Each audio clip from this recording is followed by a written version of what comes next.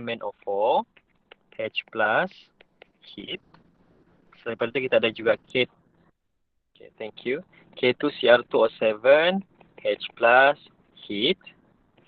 Ataupun kita ada chromic acid, H2CrO4, heat. Okay. Atau kita boleh ganti K itu dengan Na. Biasanya Na lah. Alright. Itu adalah strong. Okay, apa berlaku? Okay. Itu kalau strong. Okay. Kalau mild pula cuma ada satu saja, iaitu PCC, CH2, Cl2. Okay. Okay. Kalau primary alcohol, pakai yang strong tadi.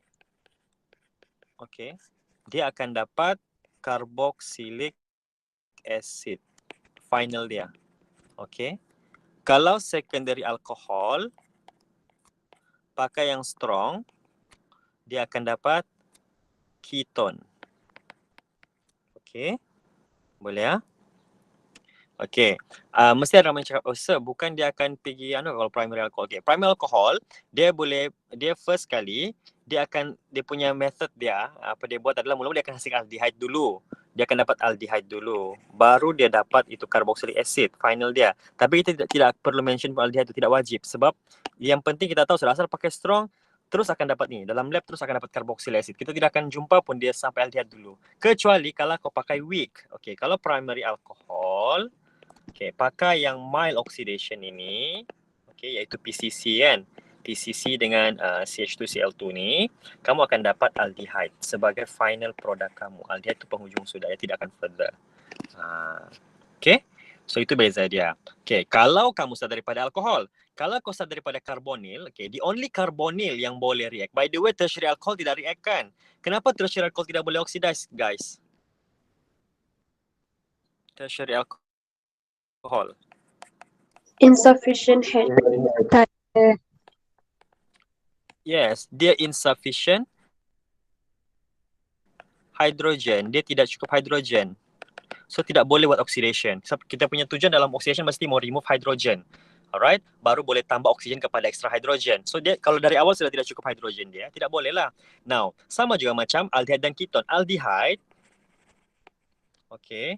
Aldehyde mau tukar pergi, okay, kalau kita pakai strong oxidizing agent, kita akan dapat carboxylic acid.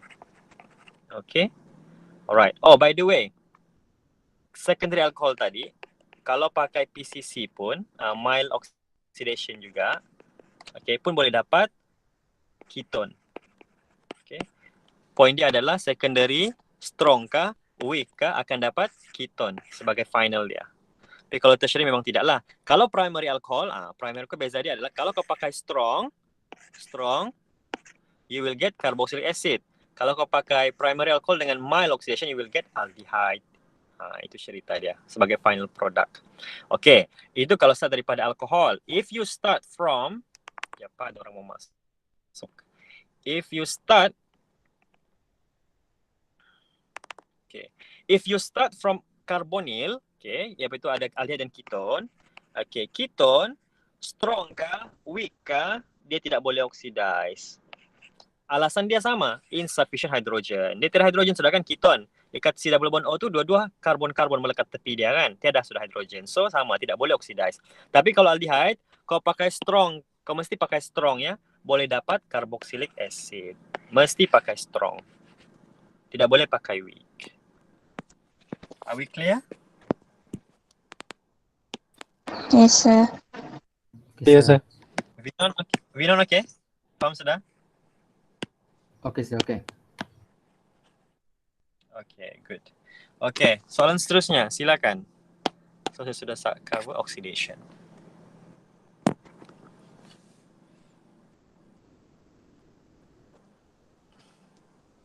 Okay. Tanya test kah, tanya apakah pasal chemical test. Guys, come on.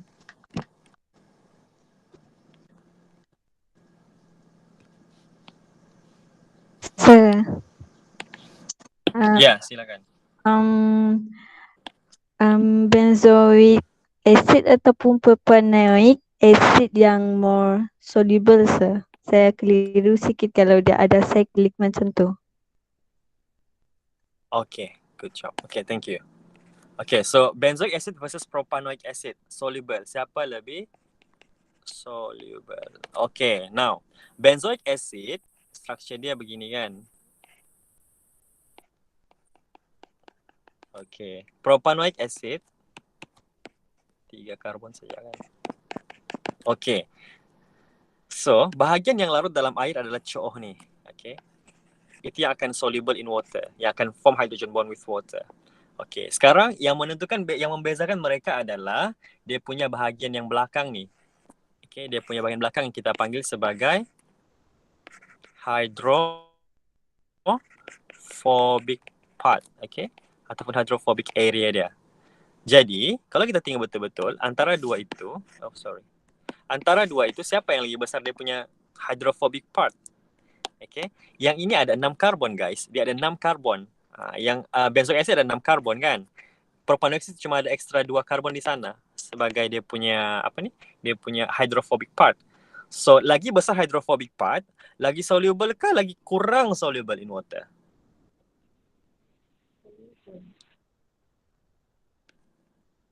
Apa dia guys? Kurang soluble. Kurang. Yes.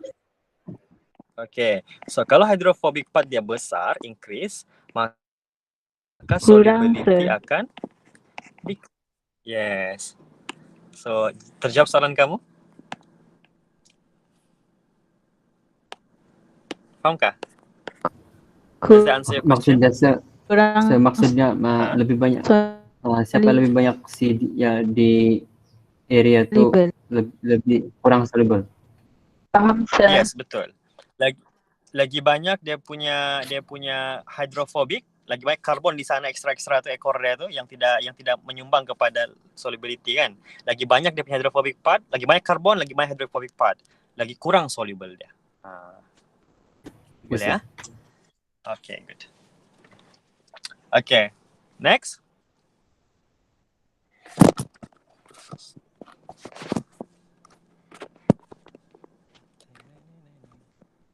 Okay, next question. Come on.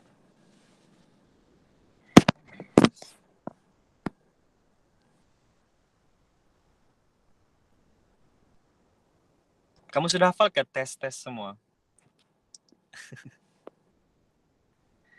Okay. Belum sir. Sudah hafal. Okay, mari kita ni. Saya panggil nama. Boleh lah. Boleh lah. Saya panggil nama. Oh bukan, sebelum saya panggil nama begini. Brady's test, okay, Brady's reagent. Saya ada, kalau kamu tengok betul-betul tutorial tu kan, saya ada terangkan tu cara menghafal Brady's reagent tu.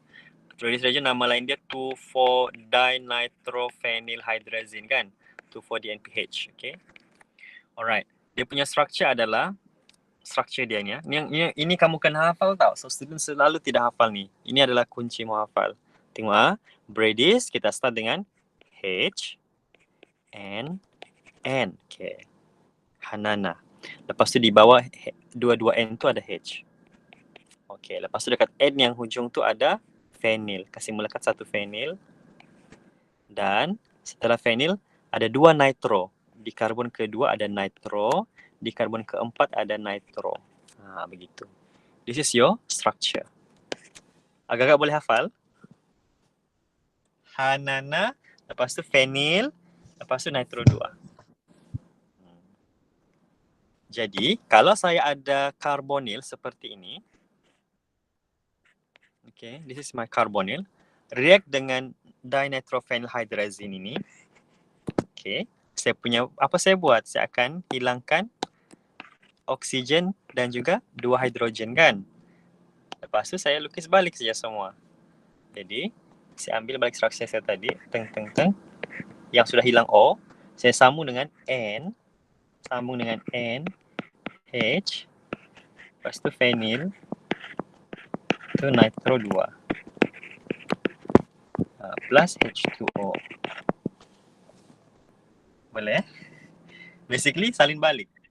Tapi kena hafal dulu lah. So the key is to memorize this. You have to memorize the structure. Kena hafal structure ini. Okay?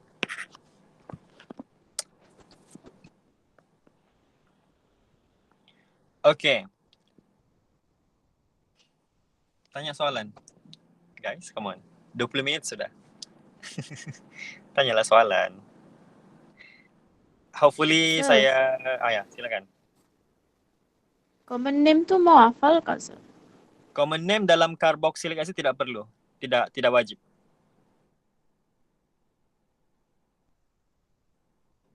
Okay? Kena tahu tapi tidak hafal sangat tu tidak apa. It's okay. Alright? Untuk carboxylic acid tidak perlu. Hanya Yes, untuk sir. yang band chapter aromatik saja. Tapi itu pun sudah assignment kan. So sudah assignment dan sudah UPS. So tidak perlu pun. So settle. Hanya untuk pengetahuan PhD nantilah. Alright. Okay. Lagi? Sir, Yes. kalau tengok dalam contoh notes yang saya bagikan, kalau Chapter mana ni? cyclopenta yang chapter 7, Okay. kalau struktur contohlah cyclopentan carboxylic acid, Okay. kenapa nama dia tidak cyclopentanoic acid je, sir? Kenapa cyclopentanoic carboxylic acid? Sebab, okay, ni kan, this one. Okay, this one maksud kamu kan. Contoh ini, kenapa dia bukan cyclopentanoic acid? Okay, the reason is because dia punya structure itu tidak C double bond O bukannya pada bukannya pada cyclopentane tu. Dia tidak melekat di situ double bond O-nya.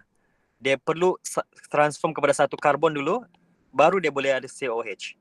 Dia tidak direct dekat situ double bond OOH, tidak, yang mana tidak akan berlaku. Dan actually kan, siapa?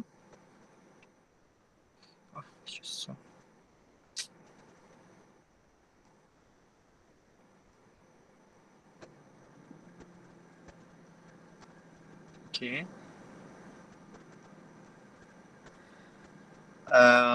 Cyclopentanoic acid tu sebenarnya dia jadi nama yang kita panggil sebagai tidak IUPAC. Dia boleh diterima tapi dia tidak IUPAC name. Dia tidak ikut sistem IUPAC yang latest. Itu je lah. Sebenarnya dulu diorang terima tapi sekarang tidak boleh pula. Okay. Did I answer your question? Hanya untuk carboxylic acid saya begitu somehow. Okay.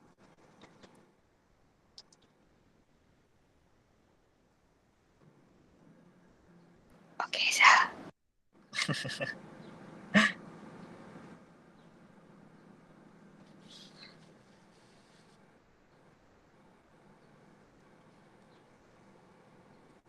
Sir, Ya, silakan. kalau differentiation antara aldehyde dengan keton, boleh guna iodoform test. Okay, differentiate aldehyde versus ketone. Okay. Bolehkah pakai apa tadi? Iodoform test. Okay. Jawapannya boleh atau tidak? Boleh dan tidak. Boleh tu macam mana? Okay, begini. Kalau aldehyde kamu dia ada metil, keton kau tiada metil, bolehlah pakai iodoform. Tapi kalau dua-dua tiada metil, both have no metil, so tidak boleh pakai. Boleh faham? Kalau salah satu, sebab tujuan utama iodoform test, you must remember, tujuan utama iodoform test adalah to identify methyl carbonyl group, okay, ataupun methyl carbinol lah kalau alkohol kan, methyl carbonyl group. So if one of your compound ada methyl and the other one tidak ada methyl carbonyl, then you can use iodoform test. It's not about aldehyde or ketone, it's about ada atau tidak methyl carbonyl group. Tapi kalau contoh dua-dua ada, dia tidak boleh pakai. Ataupun kalau dua-dua tiada, dia tidak boleh pakai juga. Alright, depends on the structure. Iodoform test ni depends on the structure. Tapi in general, asal aldehyde versus ketone, it is safe to actually use Tollens. Tollens reagent ataupun Tollens test. Ammoniacal silver nitrate, Ag, NH3, bracket 2, plus dan juga NaO. It is safe to use this one untuk differentiate between aldehyde and ketone. Okay? Okay.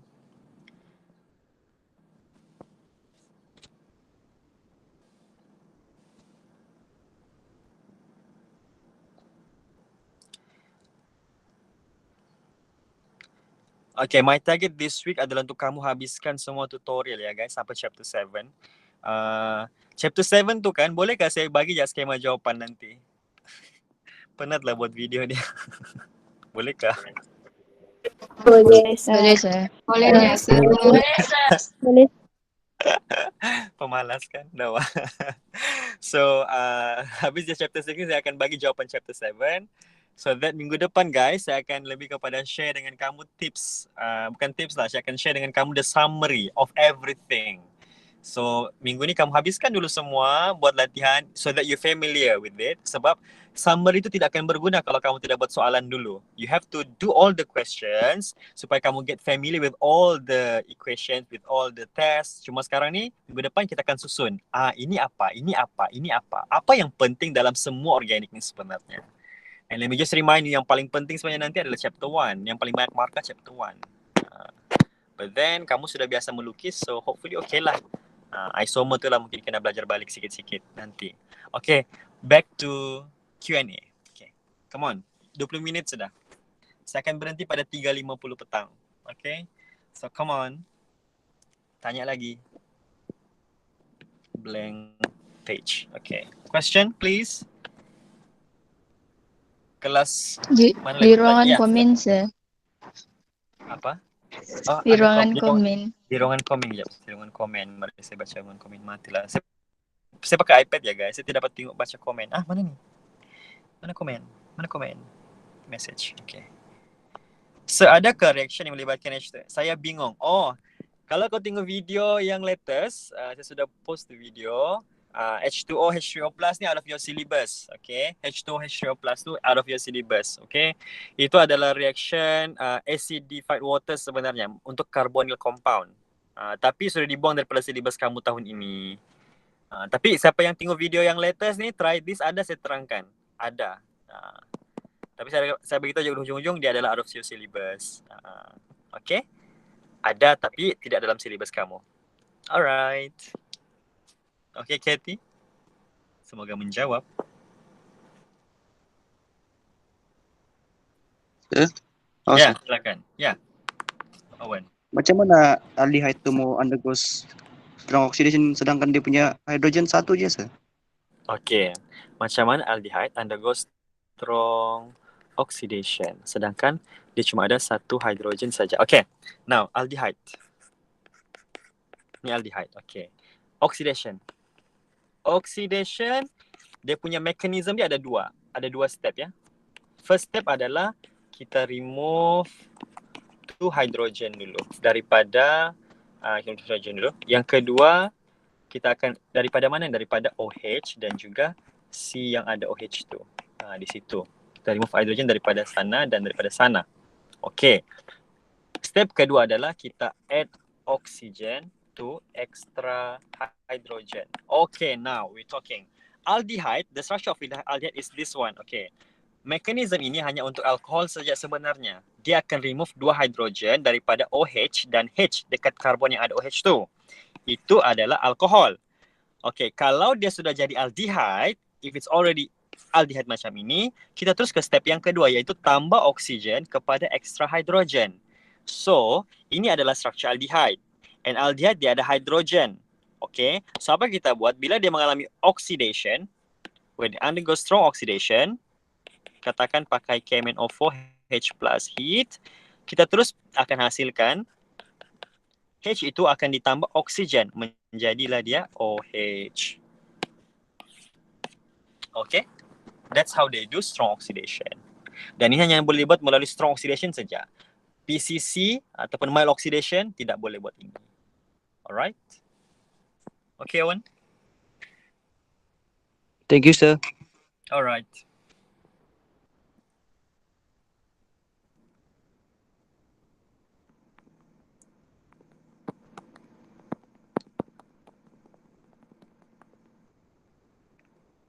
Okay.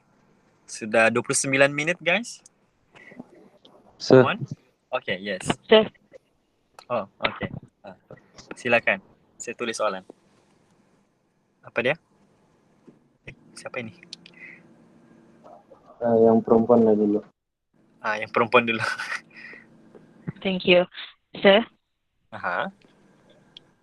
yang kalau neutralization guna base ni kan sir, kan dia guna NaOH. Lepas tu dia punya side product tu sir, kita perlu tulis ke H2O? Okay. Okay, good question. Thank you sir. Side product. Okay, saya terus jawab dulu. Okay, kalau neutralization, contohlah gini kan, ni carboxylic acid react dengan NaO. Okay. Perlu tulis yang akan dapat O minus Na plus kan, tambah H2O. Okay, wajibkah tulis ini? Okay, soalan itu. Okay, kalau soalan minta equation, wajib tulis. Kalau equation, saya pernah jawab ni dulu sebelum ni. Kalau equation, side product wajib tulis, mesti lengkap semua equation. Tapi kalau soalan cuma minta compound of product, contohlah kan, A react dengan, okay, katalah dia cakap compound A, carboxylic acid A react with neutralization with NaOH, hasilkan compound B, katakan. Determine compound B. So kalau dia minta B saja, just kamu buat ini je lah. Tapi kalau dia minta equation, side product pun wajib tulis. Okay, I hope that's clear.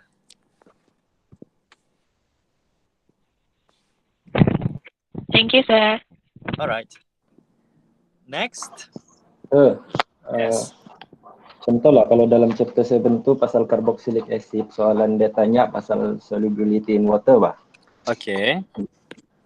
Kan kalau solubility in water ni dia compare between the hydrophobic part, which one is smaller. Yes. Tapi pernahkah kalau soalan tu dua hydrophobic part tu dia ada same size? Okay. So lepas tu contohnya apa? Saya tidak dapat bagi contoh, tetapi saya mau tanya saja kalau compound tu dia ada dua hydrophobic part yang sama, dua compound tu. Jadi dari segi apa yang mau tengok saya begini kan?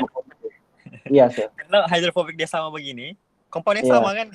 Kecuali tiba-tiba satu ada OH. Ini A, ini B. Okay.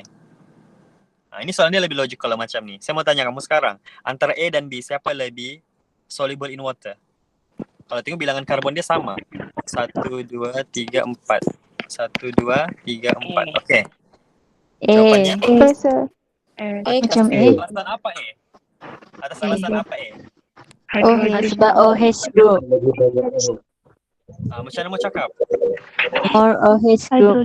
More hydrogen bond can be formed. Yes, you got it. Ini maksudnya dia can form more hydrogen bond.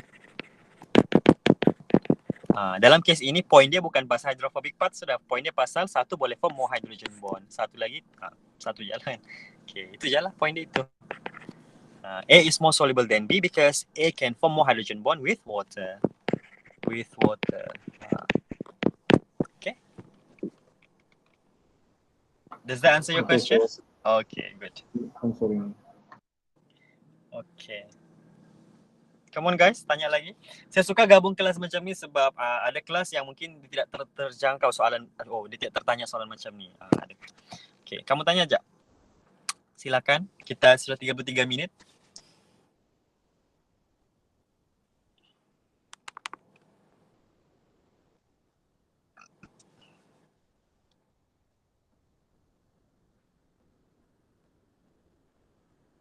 Hello.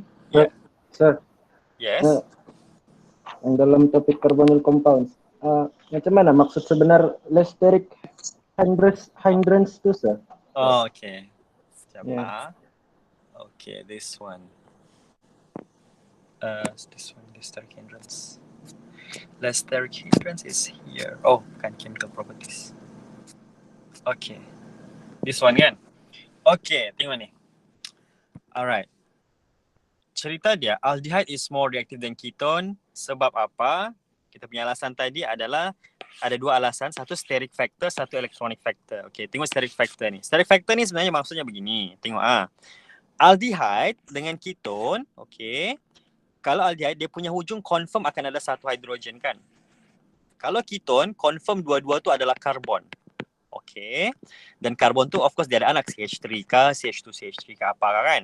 Okay. In general, mestilah hidrogen tu lebih kecil daripada R group kan. Jadi bila hidrogen tu lebih kecil, lagi senang sebenarnya kita mau attack ni karbon. Kita mau attack tu karbon lagi senang. Untuk dia buat apa-apa reaction, lagi senang mau masuk. Okay. Saya lukis di sini ya. Let me just show it ya. Okay. Contohlah.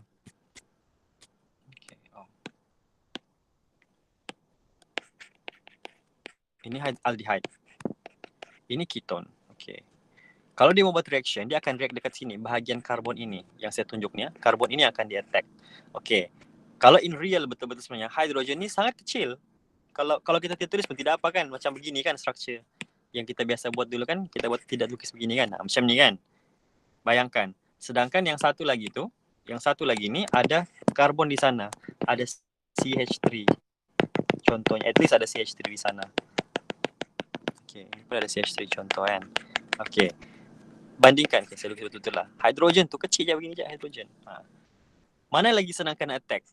Aldehyde or ketone? Yang akan lagi senang kena attack oleh nucleophile. Cuba tengok. Aldehyde. Aldehyde kan sebab bodyguard dia kecil. Ketone bodyguard dia lebih besar. Itulah yang dimaksudkan dengan steric hindrance. Steric hindrance bermaksud halangan. Hindrance ni halangan dalam bahasa muda. Bahasa orang awam, halangan, obstacle. Tapi dalam bahasa kimia kita panggil hindrance. Bahasa scientific, hindrance. Steric hindrance. Nama lengkap dia. Okay? Hindrance. Halangan. Boleh? Boleh, sir. Okay. Hindrance, halangan.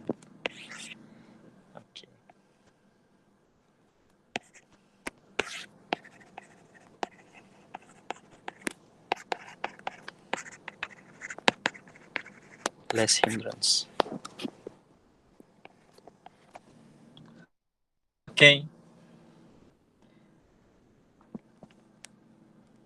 Silakan lagi. Tanya soalan. Next question. Bring it on.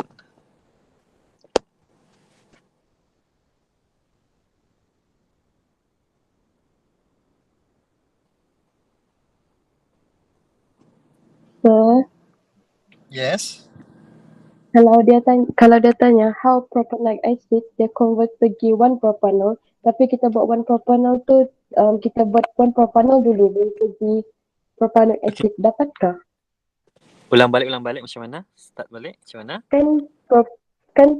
Dia minta how propanoic acid dia convert pergi 1-propanol, tapi kalau kita buat 1-propanol dulu baru pergi propanoic acid, dapat? 1-propanol. Soalan tanya apa? Macam mana? Dia tanya how propanoic acid converted to 1-propanol. Macam mana ini dapat begini? Begitu? Ya, tapi kita start daripada 1-propanol pergi propanoic acid, dapat? Terbalik tu. Soalan minta how propanoic acid jadi 1-propanol. Kalau kamu buat propanol kepada ini terbalik. Soalan minta sebaliknya. Adakah soalan ni? Maksudnya tak dapat lah tu tadi kan. Sebenarnya tidak boleh. Jawapan tu tidak boleh begitu. Okay sir, thank you. Tapi kalau untuk syllabus PDT, actually tiada tau yang itu. PST ada. Carboxylic acid mau jadi 1-propanol dalam PDT tiada ya. Sebenarnya dia kena pakai reduction. Dia mau reduce. Dia begini. Okay, kita buat dulu lah. Oxidation, reduction. Okay, ini menarik nih. Okay. Primary alcohol, kalau dioxidize, dia akan dapat aldehyde. Dan kalau further oxidize, dia akan dapat carboxylic acid. Okay. Reduction, aldehyde reduce jadi primary alcohol. Okay. Carboxyl reduce menjadi aldehyde. Itu cerita dia.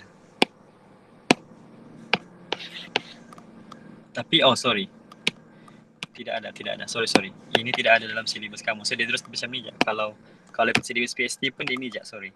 Carboxyl terus pergi primary alcohol. Reduction dia.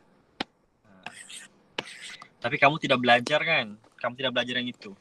Silibus kamu cuma ajar daripada aldehyde pergi primary alcohol. Ada.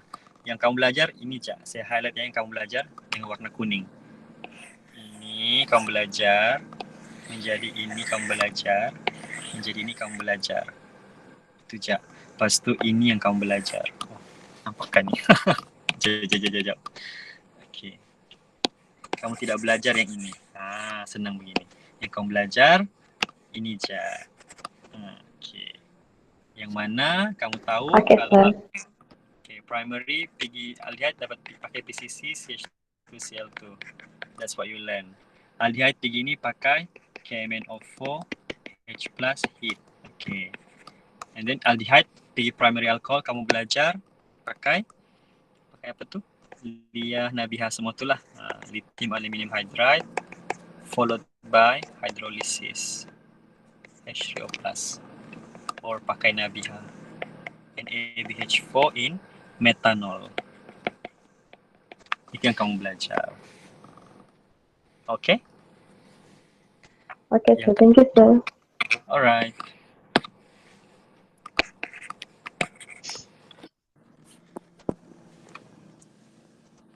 Okay, next question. 3:41 sudah. You got around 10 minutes. Sir. Ya, silakan.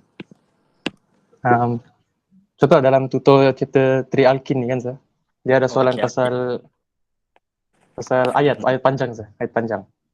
Dia bagi flow pasal dari sini dia jadi ke sini, ke situ gitu, sir.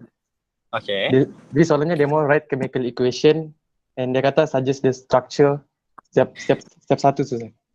Okay, Jadi, sir, structure mana ni? Soalan mana? Beritahu soalan try this. Test yourself, soalan 7, alkin. Test yourself. Okay. Mana dia punya note? Kejap. Kenapa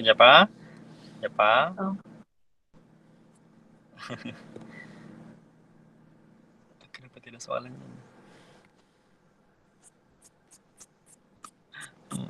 Buang mana soalannya? Oh ni. Okay.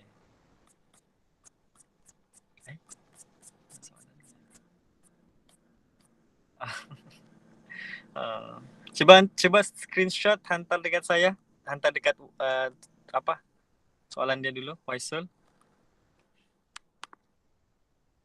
Boleh? Okay.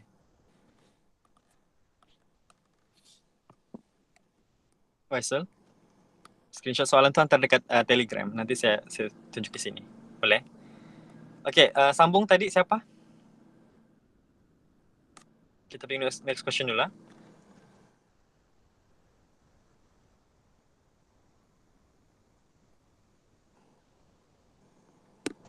Hello?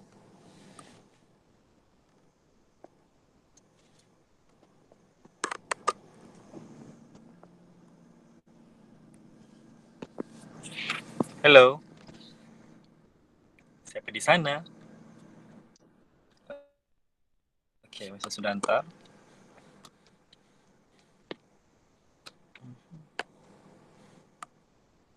Okay. Let's see. Okay, soalan dia adalah dehydration of 1-chloro. Okay, soalan kamu. Okay, panjang kalau bincang sekarang. So basically, soalan dia tanya, okay, write chemical equation to UW and suggest the structures. State the rule. Okay, soalan kamu adalah apa? Soalan saya, sir, macam mana kita nak buat dia punya flow tu, sir, supaya memenuhi 10 markah tu, sir? Okay, markah dia begini. Markah dia adalah 1, 2, 3, 4 markah untuk structure. Of course. Chemical equation untuk setiap satu tu ada 1 markah juga. Jadi sudah 8 markah di sana. And then rule tu kamu state 2 markah. Sebab state the rule tu maksudnya sekali dengan explanation. Jadi dapat 10 markah. Get it? So 4 markah for structures kamu draw. 4 markah for equation. And 2 marks for rule. Kamu explain rule itu. So that's how you get 10 marks for this question. Jadi cara jawab dia adalah, okay, kamu kena start daripada sini, draw dia, draw ini, lepas tu kamu buat rangka dulu, apa yang dicakap dalam ayat tu, kamu convert dia dalam bentuk rangka jawapan. Okay, always buat rangka dulu, draft kamu. Okay, nanti final baru kamu tengok apa soalan mau. Soalan mau structure U, VW. Jadi kalau kamu sudah tulis, kamu kadang-kadang tulis tapi kamu tidak label kan. Kalau kamu malas mau tulis 2 kali, sudah buat equation draft ni, label mana structure U, mana structure V, mana structure W, mana structure X, label.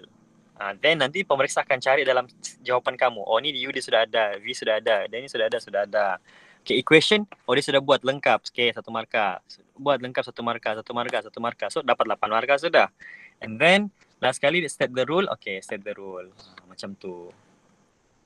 Menjawab soalan kamu?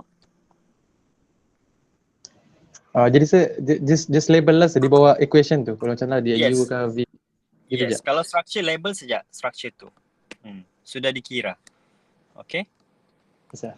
Cuma equation je satu saya mau tegur. Kalau equation ni kadang-kadang kalau kita buat draft, kita tidak buat full kan. Kita buat macam cepat-cepat kan, tidak buat full dia punya side product. Yang tu mungkin takut hilang markah. Jadi apa kamu kena buat? Kalau boleh, equation tulis betul-betul proper equation. Equation must be proper equation. Ini must be proper. Equation must be proper. Proper maksudnya kena ada side product, kena lengkap dia punya reagent. Macam tu. Itu. Boleh ya?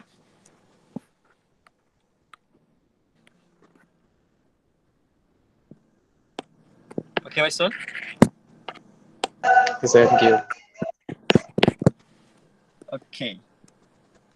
Tadi ada satu orang perempuan tadi mau tanya soalan. Seorang perempuan. Siapakah itu? Okay, 346 sudah? Sir, Yes.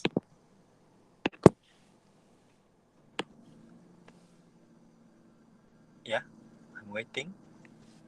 hello sir. Yes, Siti Aminah. Ya. Kalau compare antara octandioic acid dengan octandioic acid, mana satu yang lebih soluble sih? Octandioic acid, okay, dengan siapa? Dengan octin, yang INI itu. Oh, adakah soalan begitu? Saya buat jasa.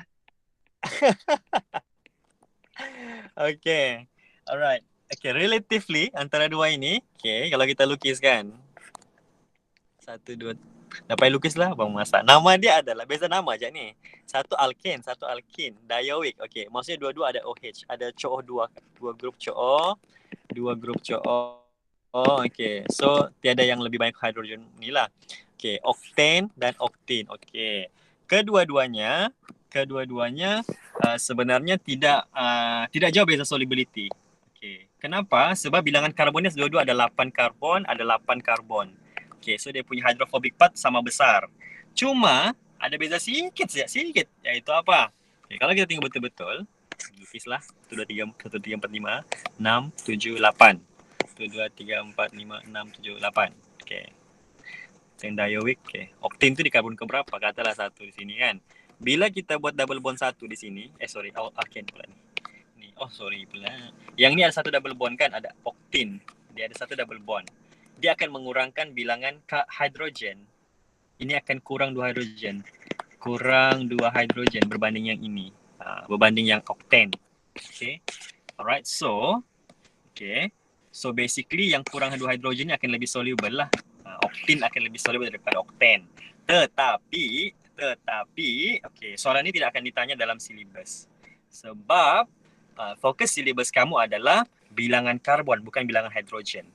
Okay, ingat faktor yang kamu akan ditanya adalah hydrophobic part. Satu, hydrophobic part ni bergantung kepada number of carbon. Siapa number of carbon dia banyak, itulah dia punya ni.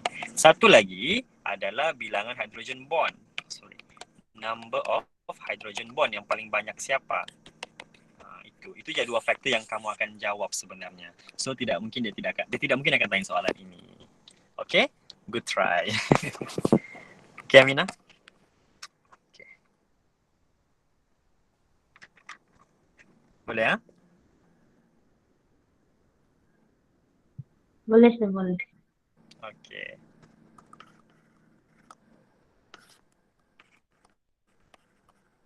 Okay, last question for today's session. Sir, Yes. kalau dalam soalan dalam exam bahasa, kalau sintesis tu mau buat 2 baris kah atau 1 baris je? Okay, synthesis ya. Okay, good question. Jawapannya adalah dua-dua diterima. Okay, maksudnya begini. Kalau kita buat sintesis, preferably kita buat 1 kali je begini. A, react apa reagent, dapat B, B reagent, dapat C. Diterima. Kalau kamu buat A, reagent dapat B, lepas tu B, reagent dapat C, pun diterima. Dua-dua boleh. Dua-dua accepted.